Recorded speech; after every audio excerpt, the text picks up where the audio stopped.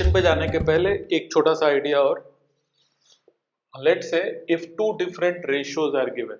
मान लो एक ही सवाल में दो अलग अलग आपको रेशियो दिए, हो सकता है तीन अलग अलग रेशियो भी हो सकता है। For example in a town बोलता है ratio of men and women is given as 5:4। एक शहर में मेन और वुमेन का रेशियो 5:4 है। In the same town ratio of boys and girls is given as 3:2। हाँ, रेशियो का वैल्यू दिया है, होल्ड ऑन। तो एक जो होता है कॉमन मिस्टेक वो सुन लो। तो अगर रेशियो दिया है तो I can say number of men are 5k and number of women are 4k। Ratio दिया है तो we can assume their values, उनका वैल्यू हम लोग अज्यूम कर सकते हैं कि आपको 5k 4k, हाँ k क्या है वो नहीं पता है। ओके अच्छा, दूसरा रेशियो में बोलता है बॉयज एंड गर्ल्स का रेशियो आपको 3:2 दिया है, इसका भी वैल्यू अज्यूम कर सकते हैं नंबर ऑफ बॉयज और नंबर ऑफ गर्ल्स का। तो हाँ, काफी स्टूडेंट्स लोग क्या बोलते हैं कि number of boys are 3k, number of girls are आपको 2k। ये गलत हो जाएगा गाइस, ये लेना। अगर आपने एक जगह अगर k ले लिया है, इसको कांस्टेंट बोलते हैं, कांस्टेंट और प्रोपोर्शनैलिटी बोलते हैं। अगर कांस्टेंट k ले लिया है तो दूसरे रेशियो में आप के ही लोगे जरूरी नहीं, हो सकता है कुछ और कैंसिल आउट हुआ हो। हाँ, जरूरी थोड़ा ना कि दोनों में के ही कैंसिल आउट हुआ हो। तो आप के लेकर आप उसमें फिर गलत हो जाओगे। तो आपको जब भी दो अलग अलग रेशियो रहेंगे,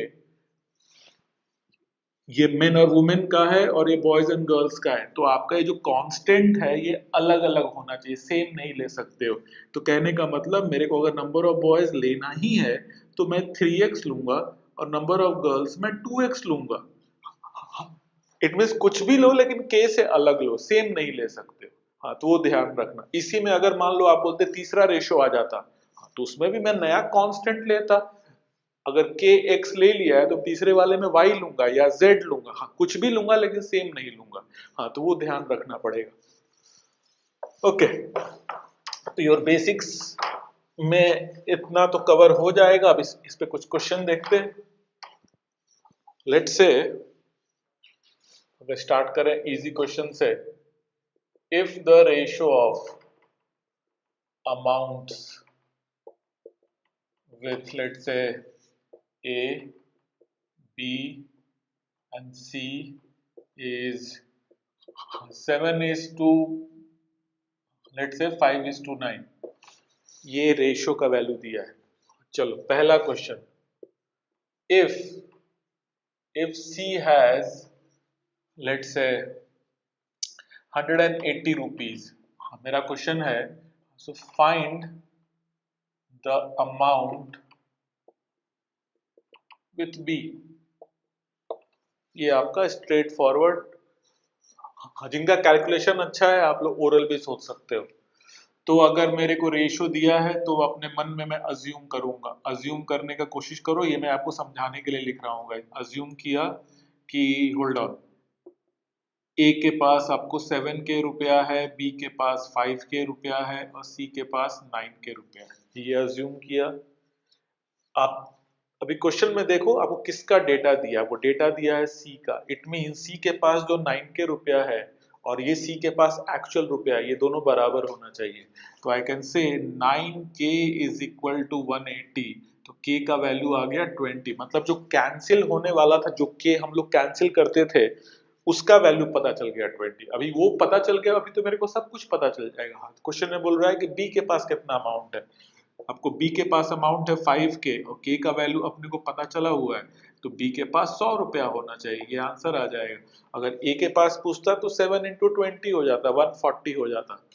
तो ये आपका बेसिक एक क्वेश्चन बन सकता है। इसी को सोचने का दूसरा तरीका हो सकता है, अगर आपका लेट से कैलकुलेशन अगर ठीक ठाक है तो कैसे सोच सकते हैं वो सुनो। रेशियो का वैल्यू ऊपर लिखने की आदत डालो, एक्चुअल वैल्यू आप नीचे लिखने की आदत डालो। तो A और B और C ये दिया है रेशियो इसका आपको 7:5:9, ये दिया हुआ है। ओके, अभी इस क्वेश्चन में देखो कि वो किसका एक्चुअल वैल्यू दिया है, A का दिया है कि B का दिया है कि C का दिया है। सी का एक्चुअल वैल्यू दिया हुआ है, तो सी के नीचे में लिखो 180 रुपया। अभी आप सोचो कि ये आपको रेशो का वैल्यू है और ये एक्चुअल वैल्यू है, इसको क्या करें कि ये 180 बन जाए। 9 को मैं क्या चीज से मल्टीप्लाई करूं हाँ कि 180 बन जाए। अच्छा नंबर है तो मन में कर लेना चाहिए।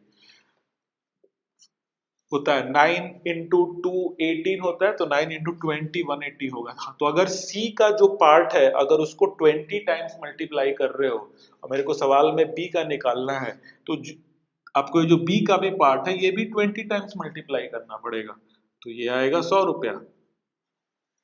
और अगर ए का पूछता तो ये भी 20 टाइम्स, ये पूछ नहीं रहा, किसी नॉलेज के लिए बोल रहा हूँ, ये 140 रुपया जाता। तो हाँ, तो ये मैं काम मन में भी कर सकता हूँ अगर मेरा ठीक ठाक है। अगर कैलकुलेशन अगर इतना ही आसान अगर वैल्यू आएगा तो के लेकर क्यों बनाएंगे, तो ओरल भी बना सकते हैं।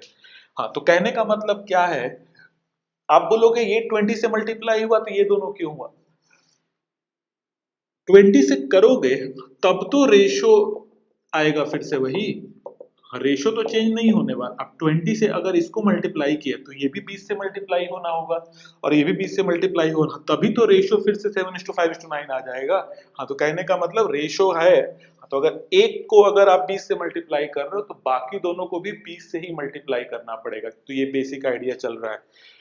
ओके, हाँ, तो ऐसे लिखने की आदत होना चाहिए, रेशो का वैल्यू ऊपर, एक्चुअल वैल्यू नीचे, और रेशियो और एक्चुअल के वैल्यू में आपको आपको जो मल्टीप्लाई हो रहा है आपको वही बाकी दोनों में भी होगा। होल्ड ऑन, एग्जांपल चेंज कर रहा हूं गाइस, एक सेकेंड सुनो। लेट से इसी में रहता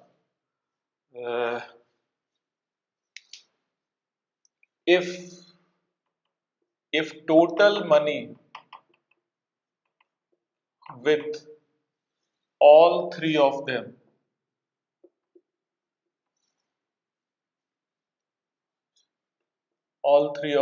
is 630 rupees, then find the amount with A के पास कितना अमाउंट।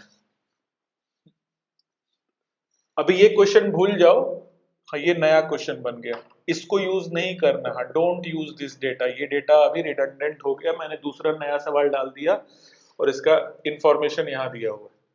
ओके, हाँ, तो अगर मैं पहले तरीके से बनाऊं तो अगर ratio of amounts with A B and C आपको दिया हुआ है, तो ए के पास अज्यूम करूंगा 7K है, फिर बी के पास अज्यूम करूंगा 5K है, और सी के पास अज्यूम करूंगा 9K है। ये इन तीनों के पास रिस्पेक्टिव रुपया है। अभी हाँ, इस क्वेश्चन को फिर से बोल रहा हूँ, इसको यूज नहीं करना है guys, वो आप गया, और नहीं तो मैं इसको हटा दे रहा हूँ, ये लो। हाँ, तो अभी बोलता है if total money with all three of them, अभी बोल रहा है इन तीनों के पास मिलकर, इट मीन्स ए बी और सी, हाँ तीनों के पास मिलकर 630 रुपया है। तो सबसे पहले मैं सोचूंगा ए बी और सी के पास, अब सोचो के टर्म्स में कितना रुपया है, तो इन तीनों को ऐड करना पड़ेगा, 7 + 5 12 और 9 हो जाएगा, हाँ 21K रुपया है इनके पास के टर्म्स में। और एक्चुअल में कितना रुपया है, 630 रुपया है। तो कहना इसे, ये जो 21K है it should be equal to 630, ये भी टोटल रुपया है इन तीनों के पास और ये भी टोटल रुपया है, तो ये दोनों बराबर होना चाहिए। हाँ, तो के का वैल्यू आ जाएगा 630/21, 21 से जाएगा ये 3 बार में, तो के का वैल्यू 30 आ गया। अभी के 30 आ गया मतलब वो जो हम लोग कट करते थे उसका वैल्यू मिल गया, अभी तो सब कुछ मिल जाएगा। क्वेश्चन बोल रहा है ए के पास कितना अमाउंट है, ए के पास अमाउंट है 7K, तो आंसर हो जाएगा 7 इंटू आपको 30, तो आंसर होगा 210 रुपया ए के पास होना चाहिए, ये आपका आंसर होगा। ओके, इसी को अगर मैं वैसे सॉल्व करने का कोशिश करूं, होल्ड करो एक बार फिर से अपने मन में इस प्रोसेस को फिट करो। ऊपर में रेशियो वैल्यू लिखेंगे, नीचे में एक्चुअल वैल्यू लिखेंगे। रेशियो वैल्यू दिया है आपको 7:5:9, ये रेशियो वैल्यू दिया हुआ है। ओके, आगे इस क्वेश्चन में डेटा पढ़ना आएगा, इसके आपको क्या दिया है, ए दिया है कि बी दिया है कि सी दिया है कि उनका टोटल समेशन दिया है। हाँ, ये लाइन से समझ में आ रहा है कि इनका टोटल समेशन दिया है, तो मैं क्या करूंगा, रेशियो स्केल पर इनको ऐड कर दूंगा। सारा सेम रेशियो होगा, ऐड कर सकते हैं, इसको ऐड करेंगे तो बनेगा 7 5 12 और 9 होगा 21, और एक्चुअल वैल्यू में आपको 21 के नीचे में 630 रुपया दिया हुआ है।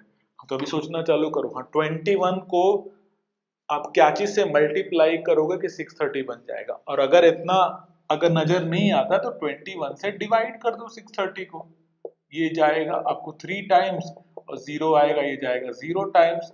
हाँ तो क्या नहीं से ये 30 टाइम्स मल्टीप्लाई हुआ है। अगर ये 30 टाइम्स मल्टीप्लाई हुआ है तो ये सारा 30 से मल्टीप्लाई होगा, लेकिन निकालना क्या है, ए का वैल्यू निकालना है। तो ए वाला ये है तो इसको 30 से मल्टीप्लाई कर दो। 7 इंटू 30 करना उतना मुश्किल नहीं है, 7 3 जा 21 और एक जीरो लगा दो तो ए के पास 210 रुपया हो जाएगा। तो बेसिक आइडिया रेशो का यही चल रहा है। पहला वाला तरीका भी सही है, आपको ये तरीका भी सही है। अगर कैलकुलेशन ठीक ठाक है मैं सजेस्ट करूंगा कि ये तरीका से सोचो, आप काम मन में कर लोगे एंड सो ऑन। तो ऐसे करके अभी और भी आगे एग्जाम्पल देखते हैं।